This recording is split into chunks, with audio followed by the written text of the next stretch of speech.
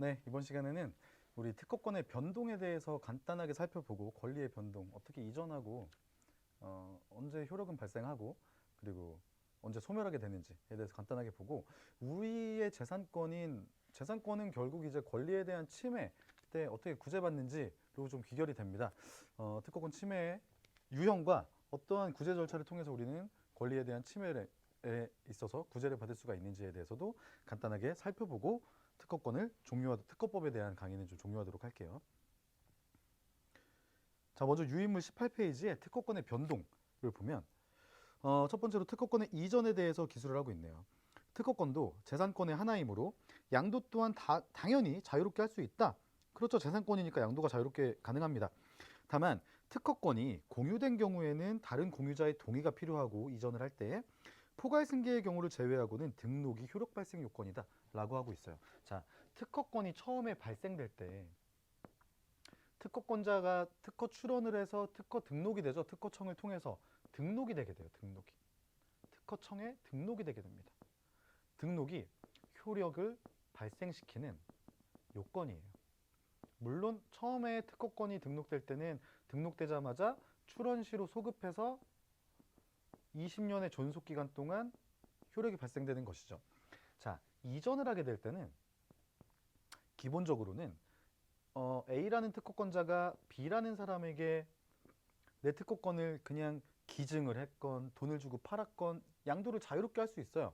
양도를 하면 이 B라는 사람은 지체 없이 특허청에 제가 이 특허권을 이전받았습니다 라고 해서 특허권의 이전을 등록해야 돼요.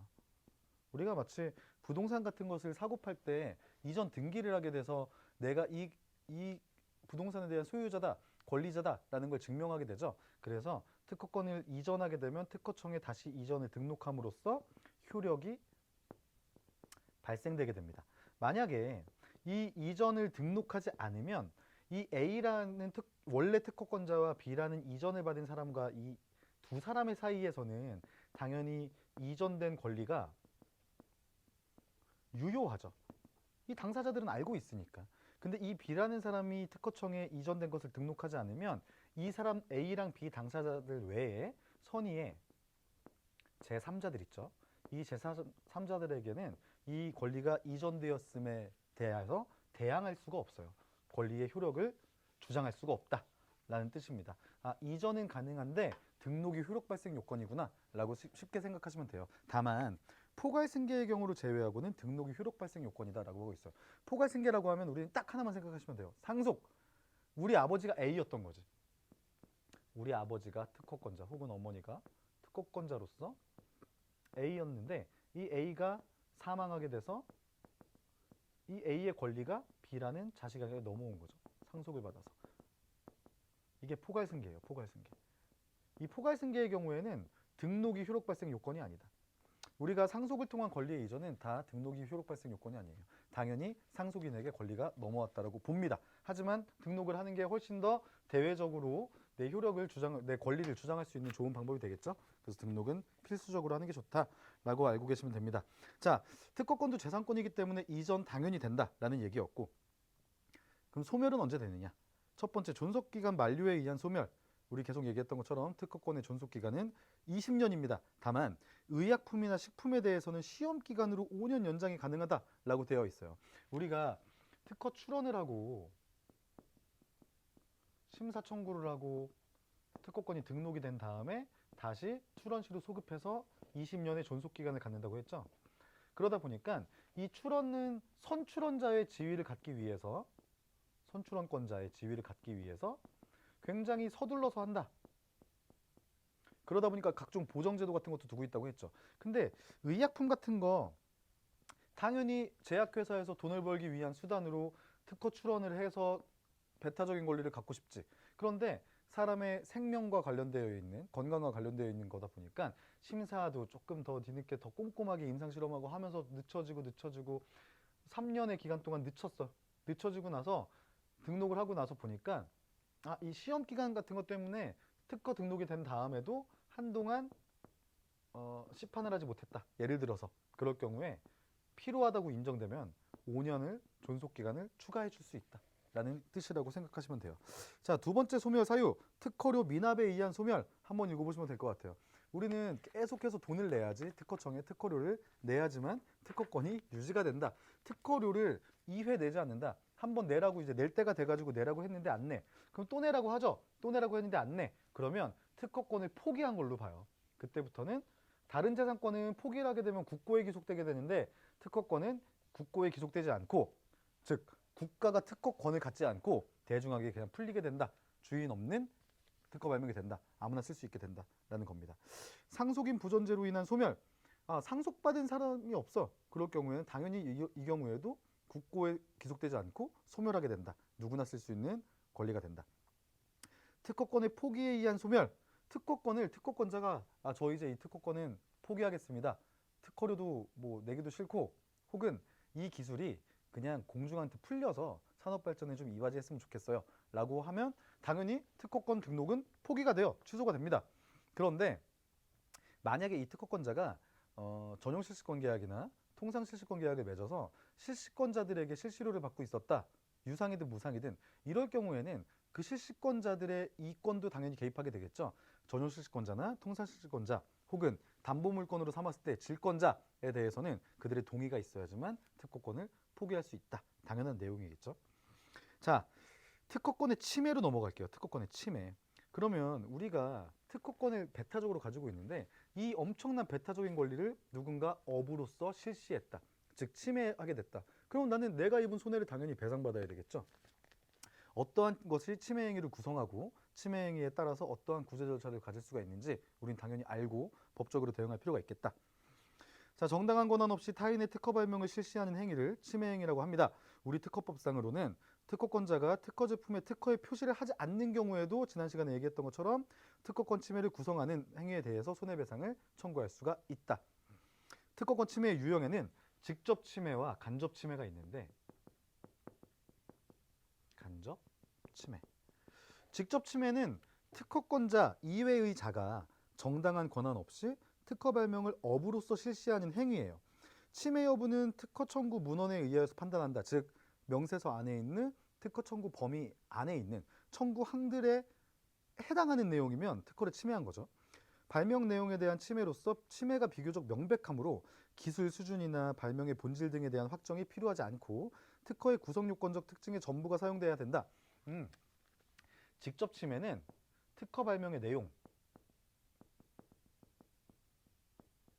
즉 명세서 안에 있는 특허 청구 범위, 즉 청구항에 기술되어 있는 기술의 전부가 사용된 행위를 어떻게 한다? 업으로서 실시한다. 이 경우에는 무조건 직접 침해가 돼요. 특허 발명을 똑같은 특허 발명을 한 거지. 그래서 업으로서 영리행위를 한 거죠. 연구실에서 연구한 게 아니라. 그럴 경우에는 우리가 직접 침해라 그래서 침해가 바로 입증이 돼요. 우리는 그 침해한 침해자의 고의나 과실 같은 거 따지지 않는다 그랬죠. 특허 발명의 본질을 그대로 실시했으면 무조건 침해를 구성한다. 이만큼 배타적이다. 특허권이라는 것이. 자, 그럼 간접 침해는 뭘까? 침해 행위 그 자체는 아니지만, 즉 이 구성 요건에 이 특허 청구 범위를 구성하는 모든 구성 요건의 전부를 사용한 것도 아닌데 그 전 단계로서, 침해의 전 단계로서 특허 침해가 명백히 예상되는 유형의 행위에 대해서 침해를 인정하는 제도다. 이는 행위 자체가 특허 기술을 침해하는 것은 아닌데 침해를 야기할 가능성이 극히 높은 경우로서 침해가 발생한 후에는 손해를 회복하는 것이 곤란하기 때문에 사전에 차단함으로써 손해를 방지한다. 그래서 침해 행위가 아닌 행위를 침해할 개연성이 너무 크다 보니까 침해 행위로 의지하는 것을 간접 침해라고 한다라는 겁니다. 그래서 항상 예로 드는 것은 시계라는 것을, 아날로그 시계를 발명한 어떤 특허 발명이 있는데 어떤 사람이, 이 특허권자가 아닌 사람이 이 시계에 들어가는 초침을 계속 만들고 있어. 초침만 계속 만들어. 그러면 이 구성 요건의 전부를 사용하지 않았죠. 그런데 언젠가는 이 시계를 만드는 것에 대한 물건 발명을 침해할 소지가 너무나도 커지겠죠. 누가 돈 들여서 뭐 미쳤다고 계속 초침만 만들고 있어요. 그럴 경우에는 우리가 간접 침해로 봐서 특허권을 침해했다라고 보는 겁니다. 직접 침해하진 않았지만 결국은 직접 침해할 개연성이 너무 커진다라고 해서 침해를 구성하는 것으로 본다라는 게 간접 침해라고 생각하시면 될 것 같아요. 자, 그러면 어떤 것을 침해로 보는 행위로 보는가 간접 침해에서. 자, 첫 번째 박스의 1호 특허가 물건의 발명인 경우에는 그 물건의 생산에만 사용하는 물건을 생산량도 대여 등을 하는 행위. 아까 얘기했던 시계를 만드는데 초침만 계속 만드는 것. 두 번째는 특허가 방법의 발명인 경우에는 그 방법에 실시에만 사용하는 물건을 생산량도 대여 등 실시 행위를 계속하는 경우죠. 그 방법의 실시에만 사용하는 거예요. 이 방법을 하려면 이 물건을 만들어야 돼. 근데 그것만 계속 만들어요. 근데 그 물건은 그 방법을 실시하는 데만 써요. 결국은 방법 발명을 침해할 소지가 굉장히 커지겠죠. 자, 그러면 이러한 직접 침해와 간접 침해 여부를 떠나서 우리는 직접 침해라고 강한 침해로 보고 간접 침해라 그래서 약한 침해로 보지 않아요. 여하튼간에 그냥 침해해요. 침해인데 그냥 우리가 강학상으로 개념적으로 그렇게 나눠놓은 것 뿐이지. 이러한 침해가 일어났을 때 어떠한 구제 방법이 있는가라는 겁니다. 첫 번째로 민사적 구제, 첫 번째 금지 청구권이라고 되어 있어요. 금지 및 예방 청구, 폐기 및 재고 청구 해서 부대 청구권이라고 되어 있네요. 그러면 금지 및 예방 청구가 메인 청구권인 거고 폐기나 재고 청구를 부대적으로 할 수 있다는 건데 제 126조 권리 침해에 대한 금지 청구권을 보면 특허권자 또는 전용 실시권자는 자기의 권리를 침해한 자, 직접 침해죠. 또는 침해할 우려가 있는 자, 간접 침해자죠. 에 대하여 그 침해의 금지 또는 예방을 청구할 수 있다. 침해하지 마세요. 혹은 직접 침해의 경우에는 침해하지 마세요가 될 거고 간접 침해의 경우에는 침해를 예방해 주세요 라고 하는 거죠. 이항 특허권자 또는 전용 실시권자가 제1항에 따른 청구를 금지 청구 또는 예방 청구를 한 때에는 침해 행위를 조성한 물건의 폐기, 침해 행위에 제공된 설비의 제거, 그 밖에 침해 예방에 필요한 행위를 청구할 수 있다. 즉 지금까지 만들었던 초침 다 없애주세요. 불태워주세요. 초침을 만드는 공장 폐기해주세요. 제거해주세요. 이 설비 다 없애주세요. 라고 하는 것을 청구할 수 있다는 겁니다. 이게 구제를 위한 첫 번째 청구가 이러한 금지 청구고 두 번째 금지 청구의 내용 중에서 가처분이라는 게 있는데 이거는 특허권의 내용은 특허법의 내용은 아니고 옛날 민사소송법, 현재 민사집행법의 내용인데 이 가처분이라는 거는 특허권에 대한 침해 구제에만 사용되는 것은 아니고 일반적인 권리의 침해가 있을 때 어떤 손해배상을 보전하기 위해서 담보하기 위해서 아주 유용하게 쓰이는 제도예요. 그러다 보니까 어떤 사람이 계속 내가 시계를 만드는 내 특허 발명을 침해를 해서 어떤 사람이 계속 직접 침해를 해서 시계를 계속 만들어서 팔아요. 그러면 내가 원래 한 달에 1000개 팔 수 있었는데 이 사람 때문에 500개밖에 못 팔았어요. 그럼 500개분에 대해서는 손해배상을 청구해야겠죠. 근데 이 사람이 돈이 없을 수도 있어. 그러면 그 사람이 가지고 있는 공장의 설비 등을 우리가 처분금지 가처분을 해놓는 거죠. 그래서 우리 권리관계가 명확해진 다음에 손해배상액에 가름해서 그것을 어떤 뭐 경매로 실행을 한다든가 하는 방식으로 내 손해액에 충당할 수 있는 가처분이라는 좋은 제도가 있습니다. 이거는 뭐 실무상 민사소송에 있어서는 필수적으로 가처분을 하고 들어가는 게 상식이라고 보시면 돼요. 자, 두 번째, 그러면 금지 청구는 할 수 있는데 그렇다고 해서 내가 손해배상을 받는 건 아니죠. 일단 손해에 대한 배상은 필요하니까. 손해배상 청구권, 특허권 침해의 경우에는 침해 사실 및 손해액의 입증 자체가 곤란하기 때문에 일단은 우리가 과실의 추정이라는 특례를 정하고 있다고 했어요. 이만큼 우리가 굉장히 배타적인 권리라고 우리가 누누이 얘기하고 있죠. 그래서 일단은 이 사람이 고의나 과실로 내 특허권을 침해했다라는 건 우리가 입증할 필요 자체가 없다. 특허권을 침해한 실시행위를 했다라는 사실만 있으면 일단은 손해배상을 청구할 수 있다라는 겁니다. 자, 그러면 내 특허권을 침해했거나 침해할 우려가 있거나 하는 경우는 확정이 됐고 그 사람의 고의나 과실도 중요하지 않는데 그럼 얼마를 손해액으로 추정해야 되느냐는 문제가 남겠죠. 그래서 우리 특허권은 특허법 제128조에서 손해액의 추정 등이라는 조항을 가지고 있어요. 먼저 1항 특허권자 또는 전용 실시권자는 고의나 과실로 자기의 특허권 또는 전용 실시권을 침해한 자에 대하여 그 침해에 의하여 자기가 입은 손해의 배상을 청구하는 경우에 그 권리를 침해한 자가 그 침해 행위를 하게 한 물건을 양도하였을 때에는 그 물건의 양도 수량의 특허권자가 또는 전용 실시권자가 그 침해 행위가 없었다면 판매할 수 있었던 물건의 단위 수량당 이익액을 곱한 금액을 특허권자 또는 전용 실시권자가 입은 손해액으로 할 수 있다라고 해서 손해액을 계산하는 방법을 규정을 하고 있고 제1항에 따라 손해액을 산정하는 경우에 손해액은 특허권자 또는 전용실시권자가 생산할 수 있었던 물건의 수량에서 실제 판매한 물건의 수량을 뺀 수량에 단위 수량당 이익액을 곱한 금액을 한도로 한다. 그러면 앞에처럼 계산할 때에도 내가 만들 수 있는 수량은 한도로 하는구나. 내가 만들 수 있는 수량을 벗어난 만큼은 손해를 청구할 수 없구나 라는 내용으로 손해 계산을 할 때 상한액을 정하고 있다. 자, 3항에서 특허권자 또는 전용실시권자가 고의나 과실로 자기의 특허권 또는 전용실시권을 침해한 자에 대하여 그 침해에 의해서 자기가 입은 손해의 배상을 청구하는 경우에 권리를 침해한 자가 그 침해 행위로 이익을 얻었을 때에는 그 이익액을 특허권자 또는 전용실시권자가 입은 손해액으로 추정한다. 앞의 방법 말고도 그 침해자가 침해 행위로 이익을 얻었을 때는 그 이익액도 우리가 손해배상액으로 정할 수가 있다. 손해액을 산정하는 것이 너무 어렵고 곤란하다 보니까 여러 가지 방법들 중에서 특허권자나 전용실시권자가 취사 선택할 수 있도록 이러한 규정들을 만들어놨다라고 생각을 하면 돼요.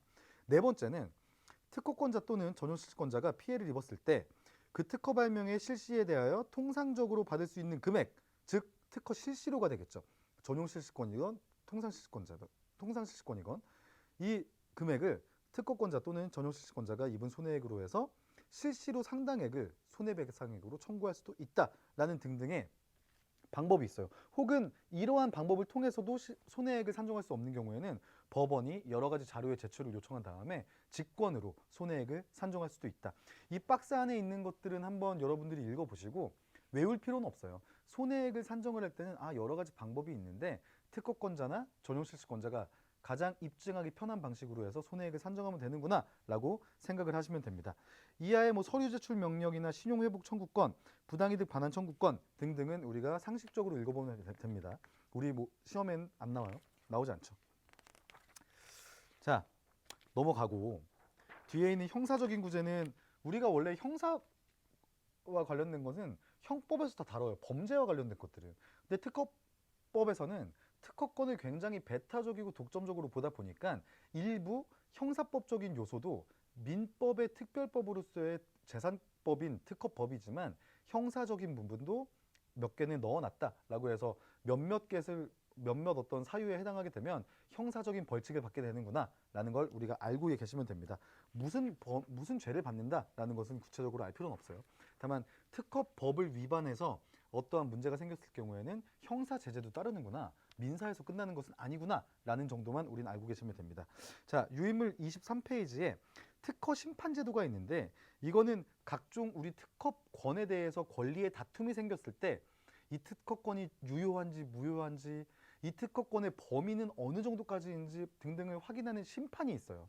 그런 심판의 내용들에 대해서 다루고 있는데 역시 우리가 기말고사에는 다룰 예정이 아니고, 이 심판 같은 경우에는 각각의 어떤 사유가 발생을 했을 때 우리가 그때 어떤 변호사와 상의한다거나 하는 방식으로 충분히 해결할 수 있기 때문에 우리 교양특허법 수준에서는 그냥 심판이 존재하는구나 정도로만 알고 계시면 될 것 같아요.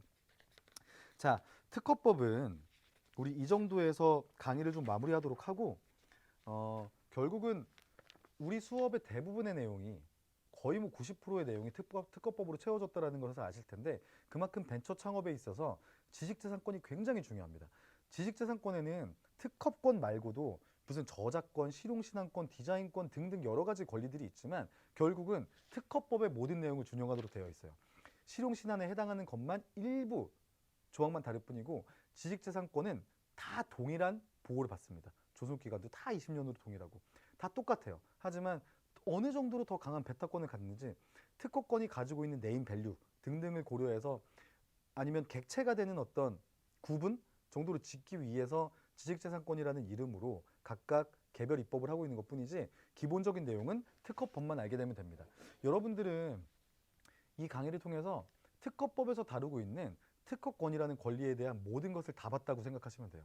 지금쯤 여러분들 머릿속에 발명을 하고 출원을 하고 심사를 하고 특허권을 받게 된 다음에 그 특허권을 가지고 어떠한 실시 행위를 통해서 사용 수익을 해서 영리 행위를 하고 이 특허 실시권을 맺어서 라이센스 계약을 통해서 실시료를 받고, 그럴 경우에는 권리 의무 관계가 어떻게 되고, 그럼에도 불구하고 나의 권리에 직접적으로나 간접적으로나 침해가 일어났을 때 어떠한 구제 절차를 통해서 구제를 받는다라는 것까지 다 알고 계신 상태가 됐다라고 저는 믿고 있어요. 여러분들도 법률 조항이 생각이 나지 않는다 그래도 특허법에 특허권과 관련해서 이러한 조항이 있었어. 그렇기 때문에 우리는 이러한 방식으로 대응을 해나가면 돼.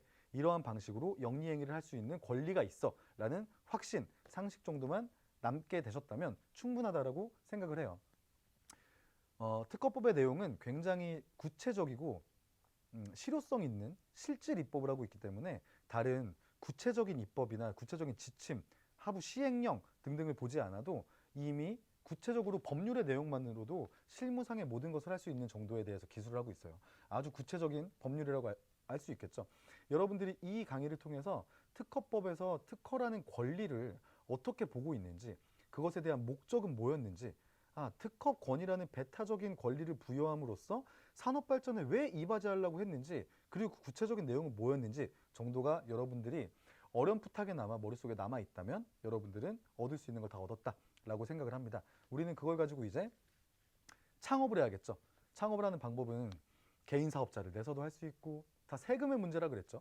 법인을 차릴 수도 있는데 우리는 이 다음 시간에 상법의 규정을 통해서 어떠한 창업 절차를 통해서 어떠한 과정을 받는지, 어떠한 법률 근거에 의해서, 법률 규정에 의해서 내가 상인이 돼서 어떠한 회사를 차릴 수 있는지, 어떠한 영리행위를 할 수 있는 껍데기를 가질 수 있는지에 대해서 간단하게 배우게 될 예정이에요. 그러면 특허법 수업은 이 정도로 종료하도록 하고 우리 마지막 수업 상법을 배우면서 이 수업을 종료하도록 하겠습니다.